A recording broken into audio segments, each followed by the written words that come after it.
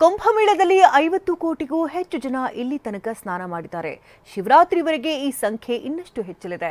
ಆದರೆ ಈಗ ಗಂಗಾ ನದಿ ನೀರಿನ ಬಗ್ಗೆ ಆಘಾತಕಾರಿ ಮಾಹಿತಿಯೊಂದು ಹೊರಬಿದ್ದಿದೆ. ಈ ಸುದ್ದಿಗಳನ್ನು ನೋಡೋಣ ಕುಂಭಮಲಿನ ನ್ಯೂಸ್ ಟಾಪ್ 9ನಲ್ಲಿ.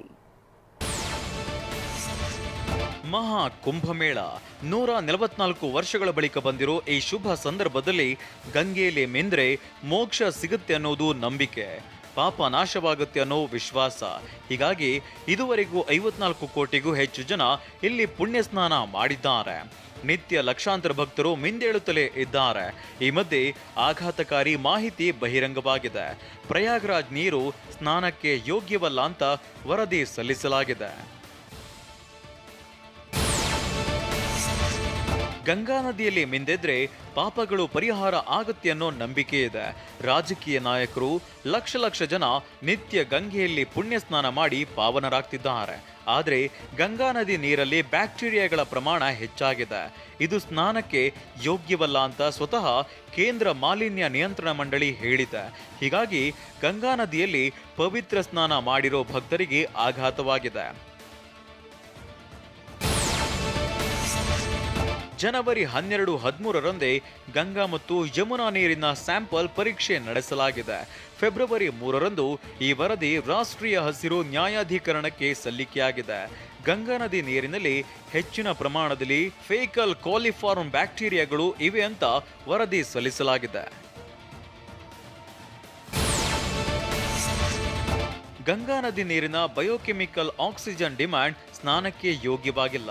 ಮಹಾ ಕುಂಭಮೇಳದಲ್ಲಿ ಕೋಟಿಗಟ್ಟಲೆ ಜನ ಸ್ನಾನ ಮಾಡಿರೋದ್ರಿಂದ ಫೇಕಲ್ ಕೋಲಿಫಾರ್ಮ್ ಬ್ಯಾಕ್ಟೀರಿಯಾ ಹೆಚ್ಚಾಗುತ್ತೆ ಅಂತ ಕೇಂದ್ರ ಮಾಲಿನ್ಯ ನಿಯಂತ್ರಣ ಮಂಡಳಿ ವರದಿಯಲ್ಲಿ ಹೇಳಲಾಗಿದೆ. ಇಂದು ಕೇಂದ್ರ ಮಾಲಿನ್ಯ ನಿಯಂತ್ರಣ ಮಂಡಳಿ ವರದಿ ಬಗ್ಗೆ ಎನ್ಜಿಟಿಯಲ್ಲಿ ವಿಸ್ತೃತ ವಿಚಾರಣೆ ನಡೆಯಲಿದೆ.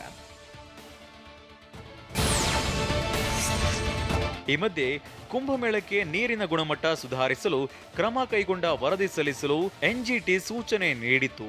ಆದರೆ ವಿಫಲವಾದ ಯುಪಿ ಮಾಲಿನ್ಯ ನಿಯಂತ್ರಣ ಮಂಡಳಿಗೆ ಎನ್ಜಿಟಿ ಸಮನ್ಸ್ ಜಾರಿ ಮಾಡಿದೆ. ಇಂದು ವರ್ಚುವಲ್ ಮೂಲಕ ವಿಚಾರಣೆಗೆ ಹಾಜರಾಗುವಂತೆ ಸೂಚನೆ ನೀಡಲಾಗಿದೆ. ಇನ್ನು ನಿನ್ನೆ ಮಹಾಕುಂಭಮೇಳದ ತ್ರಿವೇಣಿ ಸಂಗಮದಲ್ಲಿ ಡಿಸಿಎಂ ಪವನ್ ಕಲ್ಯಾಣ್ ಪವಿತ್ರ ಸ್ನಾನವನ್ನ ಮಾಡಿದ್ದಾರೆ.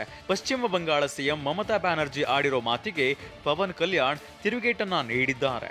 I think the problem with our approach in our leadership is it's very easy to comment on Sanatan Dharma or Hindu Dharma. They don't do the same level of this kind of criticism for any other religion, and they don't realize that they're hurting the sentiments of crores of people.